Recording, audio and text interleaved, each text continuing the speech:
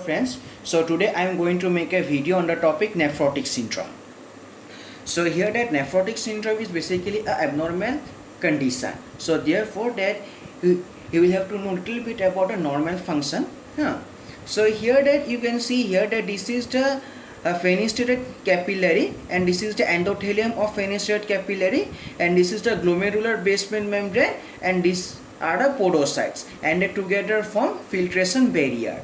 And here you can see here that specific substances can pass through this fenestrated capillary, and these substances they are going for excretion, and these substances cause urine formation. But you know that in a normal healthy individual that is no proteins found in urine. Now I'm going to tell you the reason why.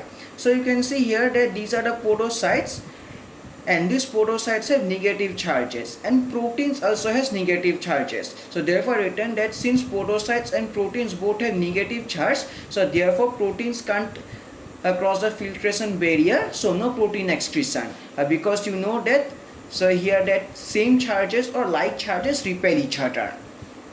Now I am going to explain about the case of a nephrotic syndrome. So but in case of nephrotic syndrome, you can see here that this filtration barrier is not preserved, it is either destroyed or damaged. As a result, so here that is podocytes that they lose their negative charges, so proteins can easily pass through the membrane. So therefore protein excretion occurs. And protein found in urine. And here and in nephrotic syndrome, you can find that this loss of protein through urine is greater than 3 gram per day. Now I am going to explain you that what are the proteins lost. Lost proteins are first albumin. So here that 90% of the proteins lost are contributed by this albumin. Second, antithrombin, and third, transferrin, and fourth, ceruloplasmin, and fifth, polycalciferol binding protein. Now I am going to explain you about the functions of that is protein, main function, and on that basis you will be easily able to understand the symptoms or signs which will be found in the patient. So first of all, that is function of albumin. So here that this is the colloidal osmotic pressure. So you can see here that it pulls the fluid from the interstitial space into the blood. So it prevents the entry of fluid into the interstitial space. But this is opposed by the colloidal hydrostatic pressure. And here that is, and all these forces, both these forces occur in a balanced way, so the required amount of fluid occurs in the interstitial space, no excess fluid accumulates in the interstitial space. So this is the normal function, that it maintains colloidal osmotic pressure. But here that, as I have already mentioned, that is lost proteins are albumin. So therefore, so here deficiency of albumin, so therefore no colloidal osmotic pressure, so therefore edema.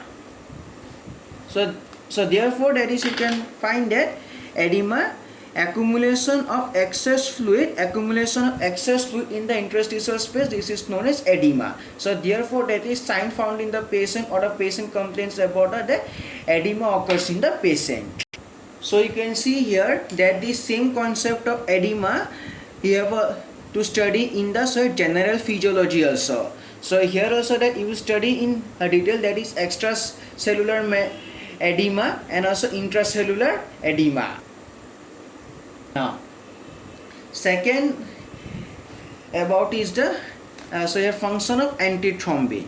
So therefore that you can see here there is antithrombin. The antithrombin, that means it prevents the abnormal clot formation. So therefore that it prevents the clot formation that is in an abnormal manner. So therefore you can see here that in normal individual and nephrotic syndrome, so you can find that in normal individual, that is thrombin protein and antithrombin protein, they are equal. So therefore no abnormal clot formation, so therefore no thrombosis. But you can see here that in case of patient with nephrotic syndrome, that is thrombin protein concentration is higher than this antithrombin protein concentration. So therefore abnormal clot formation occurs, and this is known as So here, and this causes thrombosis. So therefore that I written that thrombosis occurs in the patient, and this leads to ischemic condition. That means ischemic condition, that means where the blood supply is reduced. So this concept of thrombosis is also to that study in the platelets, that an abnormal clot that develops in a blood vessel is called thrombosis, and here and it is the pathology of, so this is a pathology of homeostasis. So they will this you will have to study in the book of here, that is in platelets also you will have to study this. So now so friends, now I'm going to explain about the function of transferrin. So so this is the iron metabolism that you will have to study in the biochemistry of your first year. So here you can see here that this dietary iron, that is Fe3 plus, is transported is first converted into Fe2 plus, and then it is transported into the enterocyte by this DMT1 divalent metal transporter, and then from this enterocyte it is transported into the blood. So here you can see here in the blood by the protein, that is ferroprotein, and then it is converted into ceruloplasmin by this ceruloplasmin into Fe3 plus, and then so here that is Fe3 plus bind with apotransferrin, that is to form transferrin, and this transferrin form transports iron. So therefore I have written, so here basically the function of that is transferrin, that is to transport iron. Iron is also required for hemoglobin synthesis. So here like this, iron plus protoporphyrin 9 heme plus globin hemoglobin. So now that is no transferrin, so no iron, so therefore no hemoglobin synthesis, so therefore iron deficiency anemia occurs. So therefore iron deficiency anemia occurs in the patient. So therefore iron deficiency occurs in the patient. Now so here cholecalciferol binding protein, so here that is it transports cholecalciferol, that is for vitamin D synthesis. So therefore if no vitamin D, if no cholecalciferol binding protein, so therefore no vitamin D synthesis, so therefore hypocalcemia. So friends, you will have, so here that this is the synthesis of vitamin D, so you will have to study this vitamin D synthesis or the vitamin D metabolism in your biochemistry portion also. So here that this is a 7-dehydrocholecalciferol, it is converted into cholecalciferol by the UV ray sunlight, and then it is transported from skin, that is like that, into the liver, that is where it is stored and transported, and in liver that is cholecalciferol is acted by this NADPH cytochrome P450 oxygen to form, that is 25 hydroxycholecalciferol, and then in kidney that is 1 alpha hydroxylase occurs to form, that is calcitriol.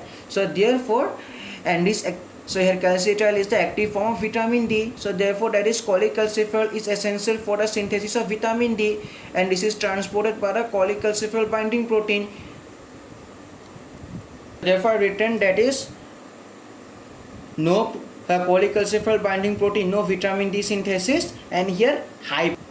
So here you can see that is vitamin D, so here causes intestinal absorption of calcium and phosphate. If no calcium absorbed in the blood, so therefore hypocalcemia will occur. Friends, that you know that is liver forms, that is lipoproteins and albumins, that is many proteins like so here albumins, lipoproteins, vitamin K, all these proteins, not proteins, so here vitamin D, vitamin K also form, so here lipoproteins, albumins, globulins, all these proteins, they are formed in the liver.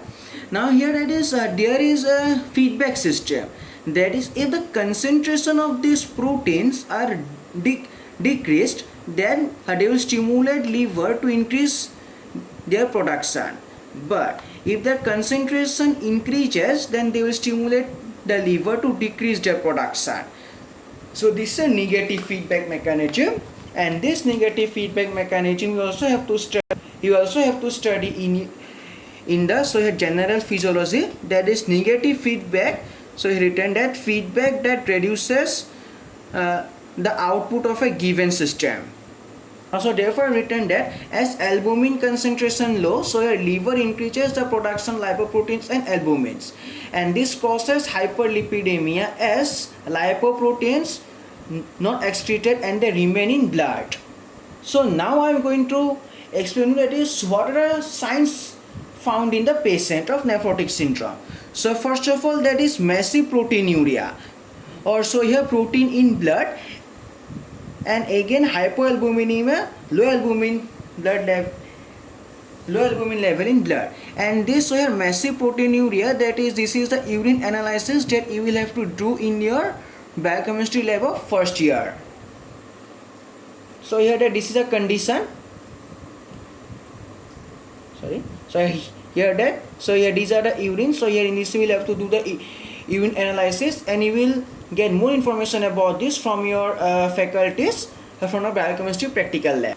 And then you will find edema, and then you will find spoon shaped nails, iron deficiency anemia, like this spoon shaped nails. So you will find pallor also in this way. And then so here low calcium level in blood and also high lipid levels in blood. These are all. So I hope that this video gives information about a nephrotic syndrome, and I know that this will help you a lot. So thank you, and please subscribe and hit the like button.